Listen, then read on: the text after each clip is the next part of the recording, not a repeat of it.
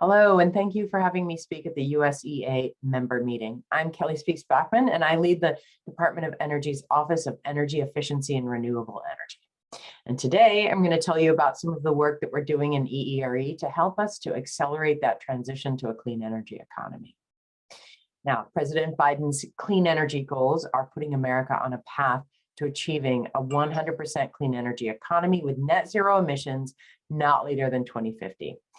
And here at DOE, we recognize our essential role in executing President Biden's climate mission.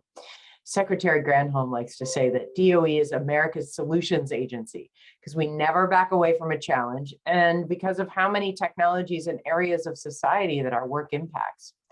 For decades, DOE has been investing in innovative, renewable energy, energy efficiency, and sustainable transportation technologies. But now is the time to realize returns on those investments by getting energy solutions into the marketplace at scale as quickly as we possibly can. Our mission in EERE is to accelerate the research, the development, the demonstration, and the deployment of technologies and solutions to equitably transition America to net zero greenhouse gas emissions economy-wide, not later than 2050, creating good-paying jobs and ensuring that the clean energy economy benefits all Americans, especially workers and communities impacted by the energy transition and those underserved historically by the energy system and overburdened by pollution. To accomplish this historical mission, we have just submitted our fiscal year 23 budget request of $4 billion for EERE. We've continued our budgetary approach from last year, looking at an economy-wide focus to create jobs and to tackle the climate crisis. Now, there's no single solution and no single technology that's going to get us there. It's going to take us coordinating efforts on a wide variety of areas. And so we've augmented our research portfolio to include a strong emphasis on getting technologies that are close to commercialization ready to deploy, while continuing those investments in earlier stage technologies that have a clear path to commercial viability and market uplift. EERE established 5 programmatic priorities to help us get that transition to a clean energy economy. And they are decarbonizing electricity sector, transportation, industrial, reducing the carbon footprint of buildings, and decarbonizing the agricultural sector, because each of these priorities focuses on the 5 major contributors to our nation's greenhouse gas profile. And our focus on sectors rather than specific technologies also leads to collaboration between our own offices, but also with the national labs and other federal agencies, as well as our state and local partners to ensure that we meet these objectives. Now I'll go into a little more detail about each of our programmatic priorities. First, the first priority is to initiate a path to achieving a carbon-free electric grid by 2035. That's pretty quickly coming up here, but we know that the fastest way that we can decarbonize the whole economy is to prioritize the transition to a carbon-free power sector from which so much of our energy comes. We need to integrate more renewable energy onto the grid, but we also have to ensure that this is reliable, secure, affordable, and resilient. So EERE's 4 renewable power offices, the solar, wind, water power, and geothermal offices, are laser focused on accelerating the deployment of existing resources and driving down costs. Wind and solar particularly are already cost competitive in many parts of the country, but meeting our climate goals is going to require a substantial increase in the deployment of clean energy resources across the entire country. And in March of 2021, DOE announced the goal of cutting the cost of solar energy by 60% to about 2 cents a kilowatt hour by 2030. And that same month, we announced a goal to deploy 30 gigawatts of offshore wind by 2030, really trying to accelerate that part of the wind industry. We will continue to focus our R&D efforts on bringing down costs even more across all technologies so that we can reach cost parity everywhere in the United States, in the urban, the rural, suburban, and remote regions, not just in certain high-cost regions of the country. And another huge focus area of focus in the grid decarb work is to make sure that transmission and storage and clean, firm power is available wherever and whenever it's needed, right? To ensure that we have the generation and the demand and the energy storage technologies that are needed to integrate renewables onto the grid without sacrifice to reliability or resilience. We're working with the Office of Electricity and other applied offices through the Grid Modernization Initiative and other efforts to understand how to plan for and operate the power system of the future. This effort is going to take pretty targeted, high impact data analysis and decision support. But we want to provide that for system planners and regulators and policymakers to really accelerate decarb of generation and electrification. All while, of course, again, safeguarding reliability and resilience. I can't say that enough. And so, speaking of energy storage and reliability and resilience, in July of 2021, DOE announced the long duration storage energy Earthshot, which establishes the target to reduce the cost of grid scale energy storage by 90% for systems that deliver 10+ hours of duration within this decade. This is pretty significant because we know that cheaper and more efficient storage is going to make it easier to capture and store higher penetrations of renewable clean energy for use whenever the generation is unavailable or lower than demand, right? So we're storing up that clean energy, so we're getting more capacity out of those particular investments through energy storage. And energy storage, I have to say, goes well beyond batteries. Hydropower, pump storage, those are important sources also of renewable flexible generation and storage, which can help the grid integrate wind and solar.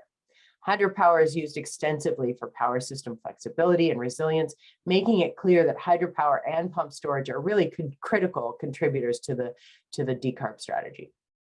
Now, while these electricity systems will also create good jobs for more workers that are currently employed in the fossil fuel related occupations, but we think with the right programming and the right market uplift, we can help in that transition. So the next programmatic priority, excuse me, the second programmatic priority is to decarbonize transportation across all modes, mind you. Now, this is not just EVs. This is air, sea, rail, and road. Our goals there include accelerating the sale of new union-built, made in America, light-duty electric vehicles, of course, but also minimizing the use of critical materials in EV batteries and sourcing raw materials responsibly in the US. Also meeting 100% of the nation's sustainable aviation fuel needs by 2050, creating new opportunities for refinery workers. And lastly, enabling commercially viable hydrogen fuel cell, long-haul, heavy-duty trucking and fuel infrastructure by 2030. We're going to support the national build-out of EV infrastructure with skilled and trained workers. In December of 21, just recently, Secretary of Energy Jennifer Granholm and Secretary of Transportation Pete Buttigieg signed a memorandum of understanding to create a joint office of energy and transportation. And this joint office supports the deployment of $7.5 billion in the bipartisan infrastructure law planning or funding, or the bill funding, to build out a national EV charging network and to meet the president's goal of deploying at least 500,000 new public charging points by 2030. Now, on the point of EVs, we know we still have to make them even more affordable for everyone. So that means reducing the cost of EV batteries, reducing the use of critical materials, and being able to recycle batteries. Hydrogen is going to play a big role in this, especially for the big trucks. In June of 2021, we announced the Hydrogen Shot, the first of DOE's series of energy Earthshots. Now, this Hydrogen Shot seeks to reduce the cost of clean hydrogen by 80% to $1 for 1 kilogram of clean hydrogen in 1 decade. 111, we like to call it.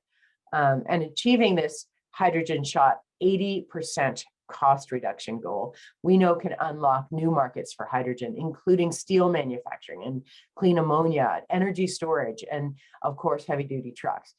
This can support the growth in domestic industrial sector as well, even as we're decarbonizing. Now, bioenergy is another important asset for the transportation sector, especially in aviation. And so in September, the White House launched the Sustainable Aviation Fuel Grand Challenge, or the SAF Grand Challenge, because we have to use acronyms as part of our federal government family. The SAF Grand Challenge is a collaborative effort between Department of Energy, Transportation, and the U.S. Department of Agriculture to reduce the cost, enhance the sustainability, and expand production of the use of SAFs. We're looking to get a minimum of 50% reduction in life cycle greenhouse gas emissions compared to conventional fuel when we can use this. We are looking at meeting a goal of supplying enough SAFs to meet 100% of the aviation fuel demand by 2050. And using a regional approach, we know we can develop SAFs from the unique feedstocks and the resources that are available in each state and each region, providing flexibility and opportunities in every corner of the country, because again, we want to make sure that we are all inclusive in the work that we do. The third priority that we've laid out is decarbonizing the industrial sector. We want to make sure that while we're doing that, we're really enhancing America's competitive edge here. We're going to electrify industrial processes with renewables. We're going to use hydrogen and other sustainable fuels to decarbonize industries like steel. We're going to capture and use the emissions that do come out of the industrial processes. And we're going to improve energy efficiency, of course, in all of these industrial sites. And lastly, we know we have to engage industry and labor stakeholders to make sure that this transition is enhancing U.S. manufacturing competitiveness. Now, one of the biggest challenges to manufacturing all our clean energy technologies at home is disruptions to our supply chains. And so in February of 2022, DOE released the first comprehensive report comprised of 13 supply chain assessments across the energy sector, ranging from solar energy to semiconductors and cybersecurity. And these reports were pulled together in an overall strategy report that really looks to revitalize the U.S. economy and domestic manufacturing by securing our most critical supply chains for clean energy technologies, and really focusing our programs and our support in DOE to help us to get to that secure supply chain. The fourth priority is reducing the carbon footprint of buildings. There are 125 million buildings in the US, which have a combined energy bill of like $400 billion a year. So we need to reduce the carbon footprint of the buildings while maintaining or improving the affordability, the comfort, and the performance of these buildings. And so we're going to do this through, number one, three sort of steps to this is electrifying a significant share of building end uses that currently use fossil fuels like space and water heating, by significantly improving the efficiency of buildings and equipment, including heating and lighting systems, as well as the entire building envelope. And third, establishing building energy codes and equipment appliance standards and enforcing that to make sure that the floor of efficiency is set at a reasonable adjustment. Now, our research in decarbonizing buildings includes two broad initiatives. It's the Grid Interactive Efficient Buildings and the Advanced Building Construction Initiative. We call the Grid Interactive Efficient Buildings the GEB, and that one works to enable the efficiency and the flexibility and smart communication technologies for buildings to become clean and flexible energy resources as well as sinks. Now, the DOE recently published its first GEB roadmap, first part of its GEB roadmap, which sets a national goal of tripling the efficiency and demand flexibility of the building sector by 2030 relative to 2020 levels. So again, in a decade. Both of these initiatives, the GEB and the Advanced Building Construction Initiative, will require highly skilled and highly trained workforces, creating good family sustaining jobs. Now, beyond research, EERE has undertaken numerous market-facing activities. This is really exciting work to be able to support the integration of efficient building technologies into these homes. These activities include, you may have heard it just recently, we held the annual summit for the Better Buildings Challenge. And the Better Buildings Challenge works with a diverse set of partners to increase the energy and water efficiency of their building stock portfolios, giving home buyers, homeowners and buyers and renters all access to efficiency information through programs, additional programs like Home Energy Score, Home Performance with Energy Star, and the Weatherization Assistance programs. So that's pretty exciting stuff too. We also provide technical assistance to support state and local governments and industry leaders, of course, on integration of new technologies, workforce development, and expanding access into to financing. And finally, our efforts to develop and deploy building energy codes and equipment standards really help us to increase the efficiency of new homes and buildings and equipment across the country. Our newest energy codes are expected to save homes and businesses an estimated $138 billion over a 30-year period in energy costs. Now, our fifth priority is to decarbonize the agricultural sector by focusing on the energy water pathways and supporting healthy forests and land-based sequestration. EERE has significant RD&D investments that can help drive a cleaner agricultural sector, and we're working closely with USDA on that. The potential is really immense. If just 4% of farmland was an agrivoltaic system where farmland and solar energy are co-located, it could generate 10 times the amount of solar energy that we have today. And low temperature geothermal sources and technologies like that are also a good match for many agricultural and industrial processes. We're expanding work to reduce emissions in the agricultural sector through the development of biofuels, greater efficiency of off-road ag vehicles, on-site production of animal waste to clean energy, better prediction of water flow to design more water and energy efficient irrigation systems. And also one area of focus is how hydropower can be actually incorporated into existing water systems like irrigation canals that stretch across our country. This particular integration would help farmers get a more reliable form of energy on site, enabling an easier transition to electric farming equipment, increasing or maybe even totally eliminating the need for diesel power for these technologies. And of course, lastly, on agriculture, these farms can also reduce their own carbon footprint by installing distributed wind or solar, including hybrid applications with storage to power their operations. Now, guiding principles. We know that we can only build a clean energy future if we're bringing communities and workers along with us. And so to ensure that, we've also established 4 guiding principles around which EERE does its work. The first of which is that we know that we have to build this clean energy economy in a way that's going to benefit all Americans. We have to address the energy and environmental injustices that disproportionately affect communities of color, low-income communities, indigenous communities, and rural communities.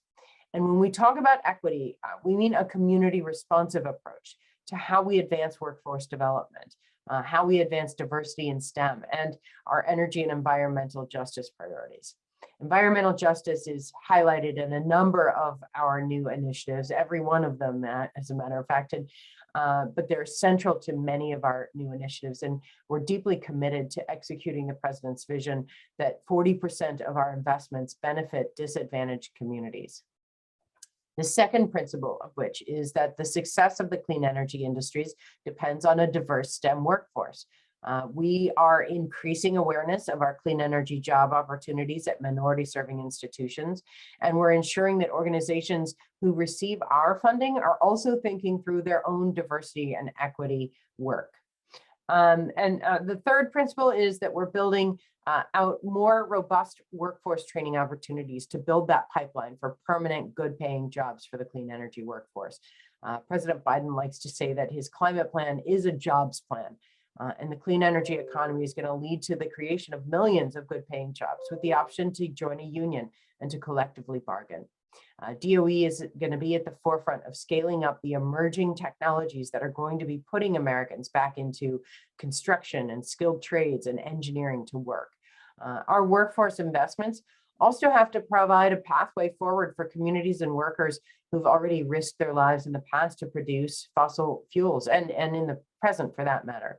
And finally, on the principles, we can't accomplish any of these targets without working closely with and learning from state and local partners. We know that there's no one size fits all solution, either in terms of technology or in the communities with which we work to this climate crisis. We have to build this future that's going to address the particular needs of every single community, because nobody can be left behind. And so finally, in my remarks, I'd just like to touch on how our portfolio has been really significantly bolstered, that's an understatement, by the bipartisan infrastructure law, or Infrastructure and Investments Jobs Act, IIJA, which is really the foundation of the president's climate strategy. This is a once-in-a-generation investment in our nation's infrastructure that's going to create good-paying jobs, combat the climate crisis, and grow our economy sustainably and equitably for decades to come. And DOE plays a critical role in the Biden-Harris administration's climate agenda, charged with delivering these transformative benefits to American families and workers and businesses and communities. So through the bill, President Biden has invested $62 billion in the Department of Energy. That is the biggest investment to our department since our founding. And it stands up about 60 entirely new programs, and it expands another 12 existing ones. So put another way, for the next 5 years, we're going to have more than triple our annual funding for energy-related programs across all of DOE. It's historic, and the American people are counting on us to make sure that this money has the widest reaching and the longest lasting positive impact possible. And we got to work implementing this right away. We just passed the 180-day mark. And since this bipartisan infrastructure law was enacted, we have opened a joint Department of Energy and Transportation office to establish a national EV charging system. We've launched the new Office of Clean Energy Demonstrations. We've kicked off our Building a Better Grid initiative aimed at engaging stakeholders around the build out of new transmission lines. We're in the midst of recruiting 1,000 new staffers to form up our Clean Energy Corps to help manage all of this work. And most importantly, we've kicked off an effort to realign the department. Historically, DOE has been a world-class institution for research and development, but we know that now is the time for federal government to invest in the demonstration and deployment stages that are so essential to commercializing innovation. The infrastructure law funds 16 new demonstration programs and 32 for deployment, all under DOE. We're going to be overseeing this funding for a decade, but we believe it'll lead to durable changes at DOE that will last far beyond the next 10 years. And I will say also that the bipartisan infrastructure law goes hand in hand with the president's Build Back Better Act, which passed the House in November of 2021, has still yet to be fully enacted, but this is sort of the other side of the coin, and it is one of the largest efforts to combat climate change in US history. It's going to ensure clean energy technologies are built here in the US, creating hundreds of thousands of jobs. It's going to advance environmental justice through a new clean energy and sustainability accelerator. It's going to deliver substantial consumer rebates and tax credits to make sure that we reduce costs for both the private sector and middle-class families. It extends and it expands the production tax credit, and it extends and expands also the investment tax credit, production tax credit for wind, investment tax credit for solar, but so many other new technologies are also included in this. For the PTC, it would be 0.5 cents per kilowatt hour as a base rate with a maximum credit of 2.5 cents per kilowatt hour of electricity produced. And for the investment tax credit, or the ITC, the base rate would be 6% with a minimum credit of 30% when prevailing wage and apprenticeship requirements are met. Both of these extensions include a 10% bonus credit for projects in energy burdened or low income communities. The Build Back Better Act also extends and expands alternative fuel tax credits through 2026 and introduces new credits and incentives for businesses and non-business related energy efficiency projects and EV purchases, including electric bicycles. The consumer rebates and credits also in the Build Back Better framework include enhancement and expansion of existing home energy and energy efficiency tax credits, as well as the creation of a new electrification-focused rebate program. And this framework is going to cut the cost of installing residential rooftop solar by about 30%, shortening that payback period by about 5 years. And meanwhile, the electrification rebate program is going to decrease the cost of American-made EVs by $12,500 for families. So with that in mind, there's a lot of work to do, as you can tell, to be able to transition our economy to a clean energy one. And we know that we can't make that transition without partners outside of the federal government, partners like USEA. Your tireless work to share information and to accelerate clean energy advancement is really invaluable to our efforts. And so I thank you. I know that together we can secure that cleaner, safer future for all. So thank you so much.